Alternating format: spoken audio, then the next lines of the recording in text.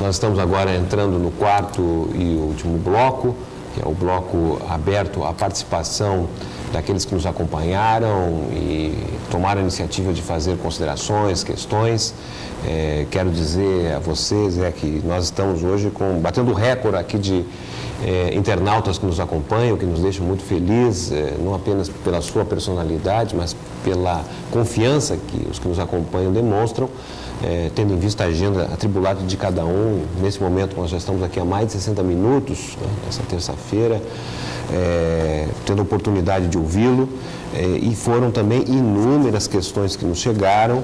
Nós, infelizmente, tivemos que concentrar, tendo em vista que as questões, de certa maneira, trouxeram que uma pesquisa CNT-MDA terminou agora de ser concluída e divulgada, né, e que destaca, entre vários aspectos, dois importantes, que é a recuperação da credibilidade e da aprovação da presidenta Dilma, com 58% da população aprova o governo da presidenta Dilma, e um outro aspecto bastante interessante do tema da saúde, da política de saúde, que fez parte de um dos 5 pactos que a presidenta lançou, tendo em vista as manifestações ocorridas no mês de junho, em relação o estímulo ao Brasil ter mais médicos, especialmente nas regiões que hoje, infelizmente, não contam ainda com médicos ou com uma escassa prestação de serviços nessa dimensão. 73% dos que foram entrevistados declararam apoio ao programa programa Mais Médicos, de atração de médicos estrangeiros, tendo em vista a escassa oferta de médicos que ainda temos no Brasil. Eu gostaria muito de ouvir a sua avaliação a respeito desta recuperação mais rápida do que se imaginava, né? Haviam aqueles que indicavam ali em julho, agosto, que a presidenta Dilma recuperaria a sua aprovação lá pelo final deste ano, início do ano que vem, não é? E muito rapidamente, pelo menos contar por essa pesquisa, a presidenta Dilma já numa maioria em termos de aprovação e, sobretudo, ainda aprovação em termos desse programa Mais Médicos. Qual é a sua avaliação a esse respeito? Eu acredito que é a resposta da cidadania, né, às medidas que a presidenta adotou e está colocando em prática, porque aquilo que eu disse não é verdade, que é um conto que não está colocando em prática. E o programa Mais Médico é o maior exemplo disso, porque é inacreditável a postura da nossa elite, né? A presidenta propõe uma solução prática e imediata, né, que é a contratação de médicos estrangeiros, porque durante anos, inclusive pagando R$10 mil, nós temos experiência disso porque nós viajamos pelo país e conhecemos cidades. Os prefeitos oferecem em casa 10, 12, 15 mil reais e não conseguem os médicos. Isso é uma realidade do Brasil. Ah, mas não tem condições, o problema é a infraestrutura, são as condições, falta... Mas, evidentemente que existem problemas de infraestrutura, de falta de condições, inclusive nos hospitais privados. Que hoje, agora, nós estamos aí vendo escândalos nos hospitais privados, fraudando os guias para receber mais do SUS, que é um crime, assim, impensável, né? Que é com a saúde pública. Mas esses problemas vão ser enfrentados enfrentando o problema da chegada do médico, porque esse médico vai exigir que tenha os equipamentos, esse médico vai exigir que tenha... Ele será um elemento progressista, no sentido que, junto com a população, ele vai exigir melhoras para o prefeito, para o governador, porque não é o governo federal. O Sistema Único de Saúde é federativo. Para melhorar a saúde pública também, além da presença do médico. Mas é evidente que a presença do médico é fundamental. Sem a presença do médico, nós não vamos ter nada. Né? Não vamos ter nenhum atendimento médico hospitalar, nem preventivo. Né? E o Brasil, o SUS, é um exemplo para o mundo, como é o Bolsa Família. São dois exemplos. Porque sustentar e manter um sistema de saúde que pode atender 180 milhões de brasileiros, com todas as deficiências e problemas que tem, já é uma conquista extraordinária da sociedade brasileira. Agora chegou a hora, com mais recursos, aí estão os recursos aí do pré-sal, já estão os números aí, como é que eles vão chegar nos próximos anos para a educação e saúde, com mais médicos, né, que tem essa aprovação extraordinária, né, fazer avançar, melhorar a qualidade do atendimento médico hospitalar no Brasil. Né, e fortalecer o sistema de saúde, e não desmontá-lo, melhorar a sua gestão, e não terceirizá-lo. e não transformá-las numa organização social como os tucanos querem, entendeu? Nós temos que melhorar a sua gestão, porque também nós temos que ver o seguinte, não é possível fazer funcionar um sistema como o SUS apoiado na Lei 8666 de licitações. Porque senão então nós temos também que fazer reformas na própria legislação, na própria administração do sistema de saúde, seja com as fundações que foram propostas, seja com outras alternativas. Acho que a pesquisa, não só a pesquisa da CNT Census, né? Não, MDA. A MDA, porque mudou, antes era CNT Census, como a da Vox Populi, desse último final de semana, já mostram, certo, que o apoio e a aprovação ao governo da presidenta aumenta. Muito pelo plebiscito da reforma política também, que infelizmente o Congresso, a Câmara dos Deputados no caso, ainda não aprovou. Espero que se convoque um plebiscito. O país tem condições de fazer um plebiscito em 90 dias. Nós temos um sistema, felizmente, temos um sistema eletrônico de voto, certo? E de apuração, certo? E temos horário de televisão e rádio para a propaganda dos pontos de vista, para a divulgação, para o debate, certo? Que permite fazer um plebiscito. Nós podemos fazer esse ano um plebiscito. Nada impede que o Brasil faça um plebiscito sobre reforma política. Por que não entregamos ao povo brasileiro a decisão qual é o melhor sistema político eleitoral para o país? E por que o Brasil não introduz, como outros países, inclusive os Estados Unidos, plebiscitos como nós fizemos do desarmamento, fizemos do parlamentarismo, sobre tributos, sobre várias questões que o país tem, sobre o meio ambiente, sobre questões que o país enfrenta, desafios que o país enfrenta, sobre energia nuclear, questões que outros países fazem do mundo. Mas o da reforma política também. Vamos lembrar que a presidenta inclusive, abriu uma ampla negociação com os partidos políticos, com as lideranças das diferentes bancadas no Congresso, abriu uma ampla negociação com o empresariado, se dispôs a ouvir a voz das ruas e a dialogar com a sociedade para manter exatamente as conquistas dos últimos 10 anos e dar continuidade a elas, porque eu não vejo o povo brasileiro querendo voltar ao passado. Eu não vejo o povo brasileiro querendo dar marcha ré nas conquistas e nos avanços dos últimos 10 anos. Eu vejo o povo brasileiro protestando, felizmente, e pedindo, certo, que o país avance mais. Acho que esse é o retrato dessa pesquisa. Muito bem. Temos também aqui um conjunto grande de perguntas que foram dirigidas à Fundação Perseu Abramo e são muitos querendo saber um depoimento seu, como está sendo viver esses últimos 8 anos, né, em que você foi exposto, digamos assim, à praça pública, muitos ataques, inúmeros ataques, sem direitos a respostas.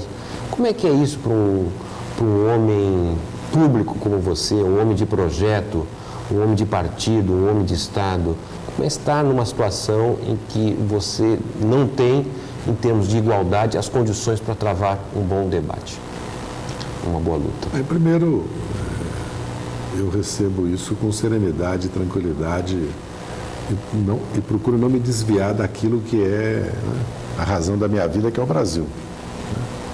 Eu sempre fiz política, não com um objetivo pessoal, muito menos de ascensão social ou pessoal, e muito menos pelo poder.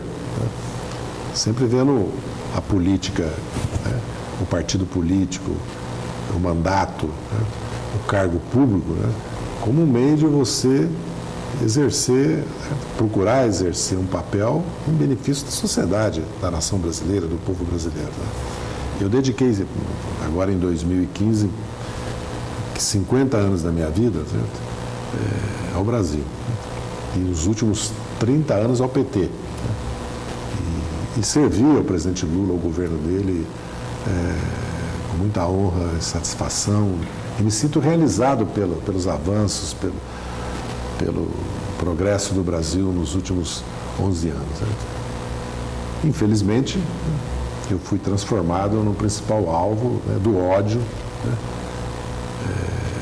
principalmente da inveja de setores da elite do país que não se conformam com a ascensão do Lula à presidência da República, o papel que o PT desempenhou na história do Brasil, com a liderança que o nosso presidente tem no mundo, com a vitória da presidenta Dilma.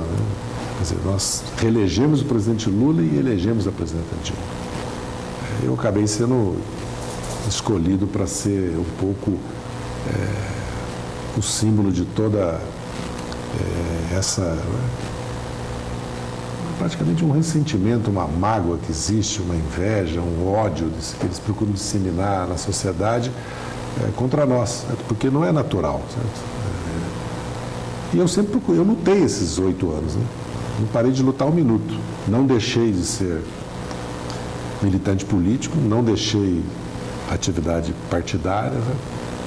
Não deixei de percorrer o país, estudei, aprendi muito, viajei pelo mundo, trabalhei, apesar que fizeram tudo para mim não poder trabalhar, para mim viver como um exilado dentro do Brasil, ou para mim ir embora do Brasil, porque as campanhas que fizeram contra minhas atividades profissionais como advogado ou consultor, eles me obrigaram a ir trabalhar como advogado ou consultor, porque cassaram meu mandato sem nenhuma prova, né? Eu sou absolutamente inocente. Aquilo foi uma cassação política, é uma nódoa, uma mancha na história da Câmara dos Deputados. Né? Depois aceitaram uma denúncia contra mim, que era inepta e vazia, né? E eu estou, até hoje, respondendo, sou réu no Supremo Tribunal Federal. Amanhã, ou quinta-feira, provavelmente teremos talvez mais um capítulo, talvez o último. Não o último, porque nós temos uma revisão criminal depois, tem recursos às cortes internacionais. Né? Eu vou continuar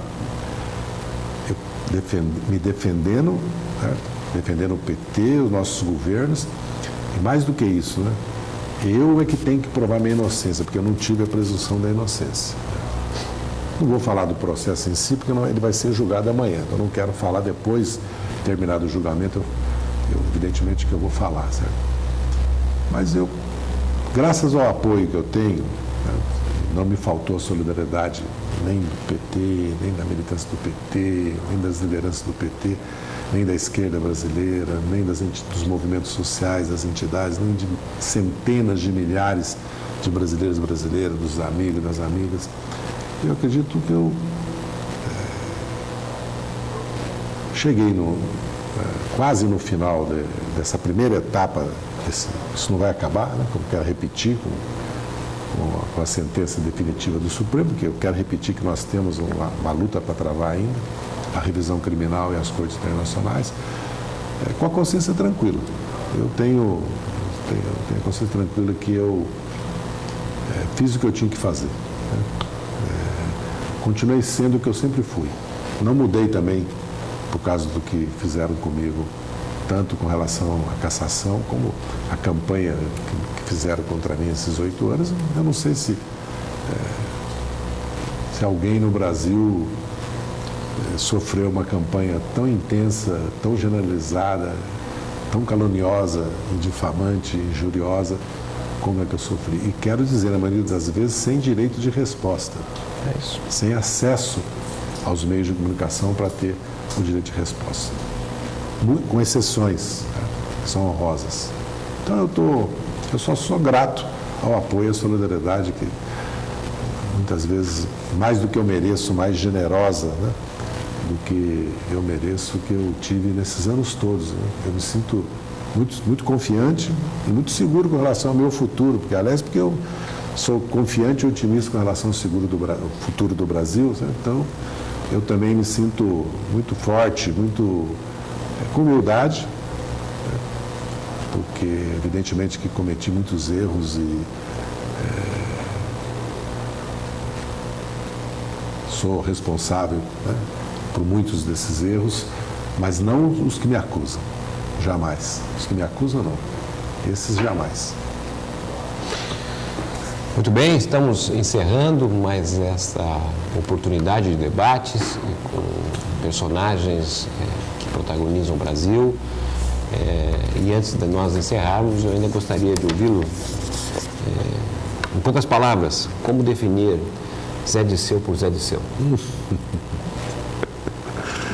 Vamos dizer assim, né? Eu sou um rapaz latino-americano. Eu sou um mineiro que saiu de Passa Quatro, veio para São Paulo sonhando muito, né? E que tive a felicidade de viver, né, esses 50 anos, né? E tive essa felicidade de ver o Lula chegar à presidência da República, né? Do PT chegar ao governo. Né? Então eu sou um cidadão brasileiro, como a imensa maioria dos brasileiros, que lutou com muita dificuldade, né? Para estudar, trabalhou a vida toda, entendeu? Sonhou muito, né? Lutou muito. Né? Sou muito, quer dizer, nesse sentido, eu sou muito grato com a vida. Né? Sou corintiano, né? Certo? Com muito orgulho, né? E sou acima de tudo brasileiro. Né? Sou acima de tudo brasileiro. Antes de ser petista, de ser corintiano, a minha grande paixão sempre foi o Brasil. Por isso que eu fiz questão de voltar para o Brasil, apesar que os militares tinham me banido, caçado a minha nacionalidade, e a volta era uma morte segura se eu fosse preso, eu fiz questão de voltar. Por isso que eu fico indignado quando dizem que eu vou sair do Brasil, que eu vou fugir, né? Fico indignado. Né? Eu fiz questão de voltar para o Brasil porque a razão da minha vida sempre foi o Brasil. Né? Sempre foi a luta por um país melhor, sempre foi a luta, a defesa do nosso povo, da nossa soberania. Né? Eu só fiz isso na vida, mais nada. Eu fui obrigado, quero repetir, a ser consultor advogado. Nunca foi minha opção. Como eu fui obrigado a ter uma alfaiataria, a ter uma boutique e a ter uma loja de confecções. Mas não se iluda. A minha natureza, certo? É a natureza política, certo? Eu vou continuar sempre sendo o Zé Dirceu, militante do PT.